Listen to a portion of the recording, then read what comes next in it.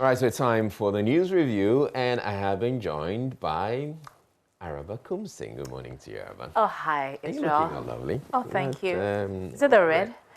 It's not just the red. I mean, it's the red in yourself and you. You know how red always compliments, fair-colored girls. So it is what it is. And your hair and your lipstick. And oh, really? It's else. makeup. People don't believe it's just makeup.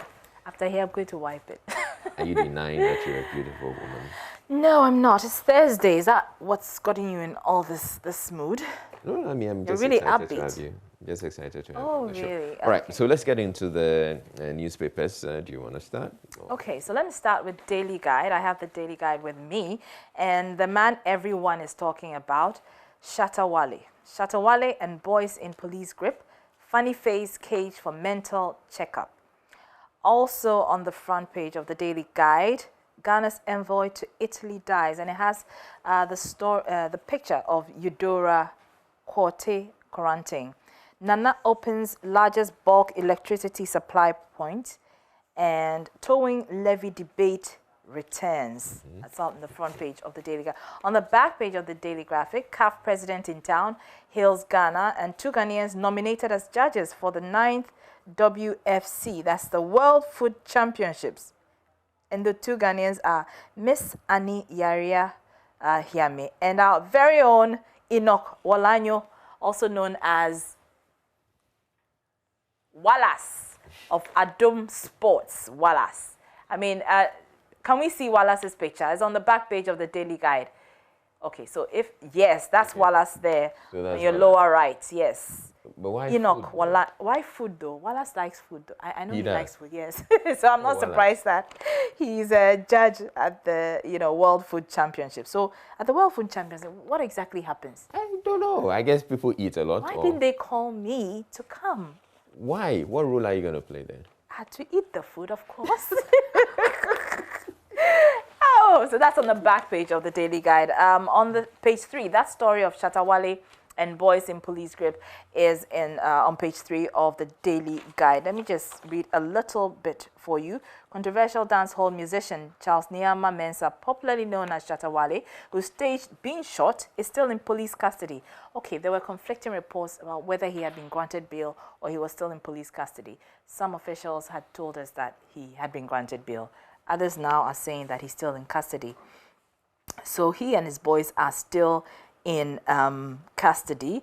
And so his explanation to the police was that he felt threatened and he had to go into hiding because the police had failed to deal with the pastor who said he was going to be killed. He then admitted the prank and said that he did so that the police would arrest the pastor. He even said that now that the pastor had been arrested, he was going to turn himself into the police. So that was when he turned himself to the police. So that is the story there.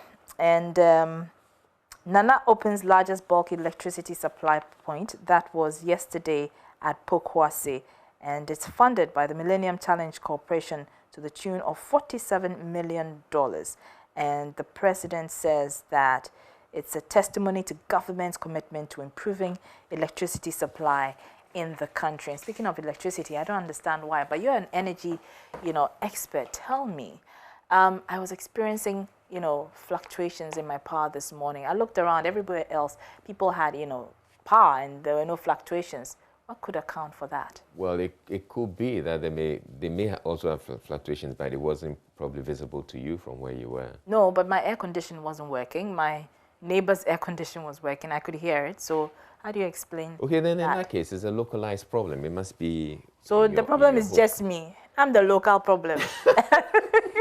So, I mean, you need to get someone to come look at it. Right. I thought it was a bit weird, though. Or the estate, whoever is running the estate, should get someone to come look at it. Okay. So the Daily Guide, page 4, has its editorial, and it's on the MMDCs and the poor revenue collection. And I totally agree with this.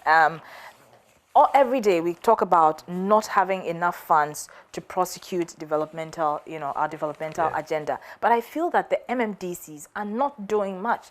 All I hear is assemblymen, complaining they are not being paid allowances and, unable to work. Yeah, I mean, it's legitimate, but I think that they need to think outside of the box and ensure that they generate revenue to develop their areas. It's true, but government can't do everything. No, but it also helps if you have direction from the top. Of course. Because I recall that the Finance Minister, Ken Ofori-Atta, had indicated that, I mean, there was so much we could do by raising revenue for the assemblies. And he indicated that, I mean, he used himself as an example, that he was paying very little for property rent. I think we should have a conversation one of these days about that, because I think there's a lot more that the MCs and assembly members could be doing. But then you also have there's also the problem of funds meant for the assemblies being used up by central government. Well, that's another conversation to be had. But okay, so let's go to the middle pages of Daily Guide. Page 8, funny face cage for mental checkup, and we brought you that story earlier. Comedian Benson Nanodro Boateng, known in showbiz as Funny Face, was yesterday committed to a medical facility for mental analysis after he threatened to kill the mother of his twins, Vanessa Nicole, and commit suicide. And this is very sad. I see plenty of people, you know, criticizing him, but this guy is suffering from, you know, a mental illness, and we shouldn't take it lightly. Yeah. We shouldn't take it lightly at all. So that's the Daily Guide for you. All right. Okay, so let's go to the Ghanaian Times.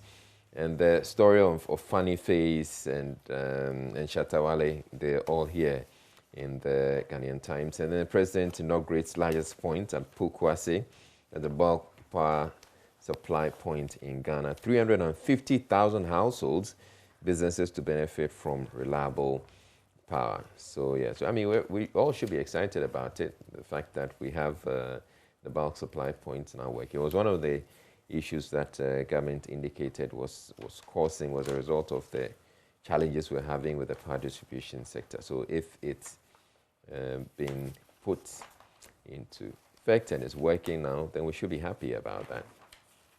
Okay, so Shatta Wale in more trouble as group files complaint against him, agents. So political think tank, the Alliance for Social Equity and Public Accountability, ASEPA, has filed a complaint at the Criminal Investigations Department, CID, of the Ghana Police Service against dancehall artist Charles Ni Ama, known in music circles as Shatta Wale, and his agent Nana Dope, for false publication of news. And I thought the police is dealing with it already, so what again do you want? Okay, 2 nabbed in connection with bullion van attack, bolting with 107,271 cedis, and man jailed 4 years for theft. And in international news, 46 killed in floods in Himalayan states. And complete all abandoned educational projects, Minority on Education Committee to government, and they're making particular reference to the e-blocks, some of the e-blocks that have been abandoned in parts of the country. And Minister inaugurates GAGN PCL boards, and IDEC not enthused about MMDC's selection mode, which, yes, has been an issue.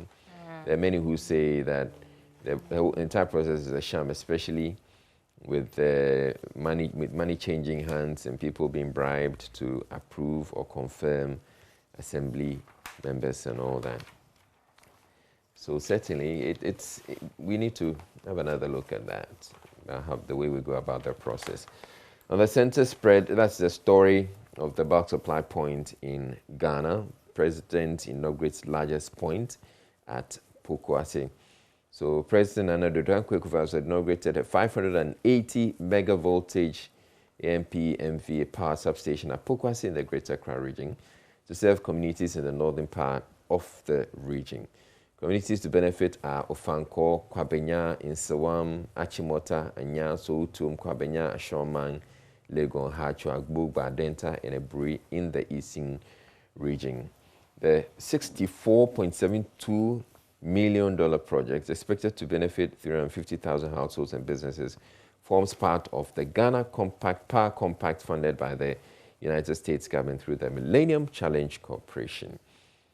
Okay, and Gomwa Budumburam 1D1F takes off to produce 31 toilet rolls yearly. Okay. What is that? So a 1D1F, a factory to produce 31 million toilet rolls yearly. That's a lot of toilet rolls. Well, I mean, there's a demand for it, so. and you know, a lot of to go with it. And because if you have the toilet roll, you have to eat. Massa, move on. Okay, we're moving on. So MBDA to refocus on economic development. That's the Middle Belt Development Authority. And clergy asked to lead exemplary life. And government plans to use pension fund as housing mortgage. That's a very interesting conversation that's also coming up. We really need to look at that. EcoBank has started the conversation as part of the EcoBank JoyNews Habitat Fair. And I'm sure when the main fair happens or comes up at the end of the month, we're going to hear a lot more about that. Ningo Prampram residents urged to patronize COVID-19 vaccination. So apparently, there are people who are not so keen on getting vaccinated. First, we had the vaccines, and first we didn't have the vaccines. Then we're worried about the vaccines not coming in, not having enough vaccines. Mm-hmm. Now the vaccines are in, and people are not availing themselves. Yeah, please go get your jab. Okay, I've had my jab. Marabatu has had a jab. Exactly. Yeah. Okay. You're trying to attain herd immunity, so do your bit so yes. that fewer people can die from, will die from this disease or virus. Yeah. Okay, so in sports, France blocks PSG fans from Marseille for violence fears. Newcastle manager fired 13 days after Saudi-led takeover. And Opoku Ajiman, Norte Sulemana, gone for top awards. Then on the back page of the Ghanaian Times, Land Commission directed to provide space for Amrahia Farms project, and 20 road engineer surveyors attend school. That'll be it for the Ghanaian Times. What was that Amrahia story that you talked about? So it has to do with the Amrahia Farms project. Lands Commission has been directed. Yeah, read a bit of that. So the Lands Commission has been directed to expedite the processes to provide space for the commencement of government affordable housing scheme and other projects on the Amrahia. Another affordable housing scheme. Yeah. Another one. Yeah. A new one. Yeah. Meanwhile, the old ones have not been completed. Exactly. What are we doing to ourselves? I mean, okay. So I mean that story is also on the back page of the graphic as well. It says Ministry earmarks affordable housing project at Amrahia. And like Israel said, it says the government acquired the 1,381 acre plot at Amrahia, which currently hosts dairy farms. However, there's a roadmap to release 40% of the land as required by the law. And when the plan is followed through, the land will be released to Amrahia families, leaving 829 acres for government. So basically, I mean, they are beginning the processes to acquire the land and start building affordable houses for the people. Yeah. And I don't know why we don't learn. I mean, let's find the money, the funding to complete the ones we've already started. Yeah. Otherwise, it's really just causing financial loss to the state. But let me come to the front page of the Daily Guide, and the big one there, 350,000 to enjoy improved power. Biggest bulk supply point commissioned, and it has a picture of the president inspecting work there on the bulk supply station at Pokwase yesterday. So the Pokwase BSP, considered the largest in the country, will improve the quality and reliability of power supply in Pokwase, Kwabenya, Legon, in Sawim and the outlying communities. I think I fall within that area. Okay. Yes. So thank you, Mr. President. But that's not how you're going to stop the fluctuation that you experienced last night. Oh, it's not? You need to get a technician. I mean, an electrician to come and look at it. Oh, I thought this was the solution, the panacea to the problem. No. Okay, all right. So that story is on page 3 of the graphic. Also, one of the major headlines, involve youth in decisions that affect them. Vice President and Volta Region is Best Coordinating Council 2020. U.S.-Ghana deepen trade to create employment. Well, let's look at the details of those stories. So the Vice President has been speaking at the 4th Africa Youth Connect Summit in Accra. And he says that, you know, African leaders must involve young people in decisions that affect them. He says the continent cannot talk about sustainable development without the active involvement of the youth, which is why the finance minister is telling the youth that, listen, venture into, entrepreneurship, because really the government payroll is full. So what you need to do is think outside of the box and, help yourself. And the youth are also saying that, yes, we're ready to do that, but you need to give us an enabling environment so we can get to businesses will thrive. I think both are legitimate. Yeah. So another story there, which our colleague MFR Powell has been speaking about since yesterday, Volta Region Best Coordinating Council 2020. As you know, next month, they're embarking on the Visit Volta Fair. Okay. And so Volta Region. So the story says the Volta Region has been adjudged the best RCC, that's the Regional Coordinating Council, in the 2020 Annual Local Governance Service Performance Contract. They beat the Savannah and Bono East region, which were judged second and third, respectively. Where is Greater Accra? Where is Ashanti region? So wow. On what basis are they? On what basis? So yeah. I'm just wondering, okay, so I need to look through the story and find out exactly what put them ahead of the rest of... While you look for that, let me just run through the Daily Dispatch. So 2020 election dates, Shraj asked Nitiwo, Derry, CDS and IGP for answers. Kojo Chikata at the NRC in 2004, that's a throwback story, typically done by the Daily Dispatch. I was offered money to destroy Chief of Staff, Prophet Gacy. Oh, really? And, that story is on page 11, let me see. Another prophet. Yeah, let me see that story. Okay, page 11. Okay, so here's the story. So founder and leader of Prophetic Hill Chapel, Prophet Nigel Gacy, has disclosed that he was paid a sum of 16 billion cedis to destroy the Chief of Staff, Madame Akosia Frimo Osei-Opare. The man of God explained that a close source to Madame Osei-Opare approached him and asked that he prays for the destruction of the Chief Justice. The person, according to the prophet, was resentful and blamed Osei-Opare for his inability to earn a position from the president. Speaking in the Tree dialect on Angel FM's Anopa Bofo morning show, Prophet Gacy told Kofi Adoma, and when we need that, someone brought the current Chief of Staff to me to pray and destroy her. Okay, I don't know where the story is going. But 16 billion Ghana cedis. The person can't get 16 billion Ghana cedis for you. Okay. Prophet Nigel Gacy. Let me quickly come back to this Volta region story and the criteria. Well, what it says is that the thematic areas for both the RCCs and the MMDAs include general administration, human resource management, financial management, infrastructure, service delivery, economic development, environment, and sanitation.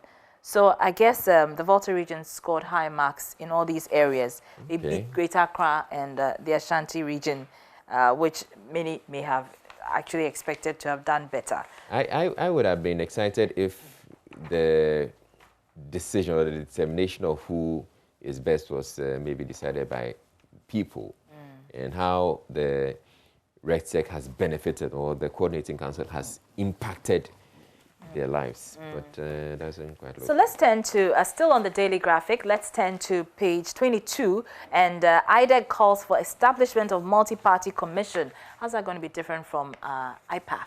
I wonder. So the story says that the Institute for Democratic Governance, IDEC, has called for the establishment of a multi-party commission to facilitate the development of the country's democracy. IDEC said the commission should be charged with the creation of enabling conditions to nurture political parties to deepen their democratic culture going forward.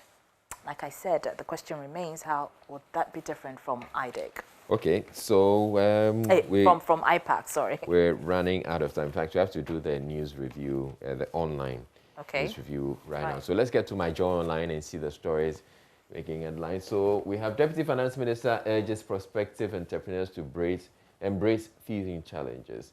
President Akufo-Addo commissions Ghana's largest bulk electricity supply point in Pokwase. Shatawale has not been granted bail. That's what we're saying. That's the clarity there. Law school director must resign. GLC dissolved. So Sue demands a students protest exam saga. Professor Nana Abba Apia Amfo is first female vice chancellor. Congratulations to her. That's good news. She has been confirmed as a substantive Vice-Chancellor. Slowusu Ekofo could be MPP's running mate in 2024. Kwesi Pratt hints. To who? Oh, okay. Running mate to who? Whoever. Whoever becomes flag bearer, I guess. Chatawale could face 5 years in jail for originating false news. There's a lawyer saying that. Voto Regional Coordinating Council wins coveted Best Local Government Award for 2020. And government is the #1 problem entrepreneurs face in the country. I think I heard her on the morning show, and she was talking about some contracts that, you know, entrepreneurs could be given, are given to, you know, government officials who already have jobs. So, yeah. I mean, how do you expect them to thrive when you're not giving them the contracts that they need? Okay, all right, so that'll be it for the news review. Up next, we're bringing you the sports, but thank you very much, Araba Kumsing. Always a pleasure for to be coming here with through to help with the news review. But up next, after the sports, actually, one of the issues we're discussing has to do with the mandatory toll levy. It's coming back. We'll have the National Road Safety Authority come explain to us exactly how different this is going to be from the original one. Do stay tuned in. Up next, we're bringing you sports.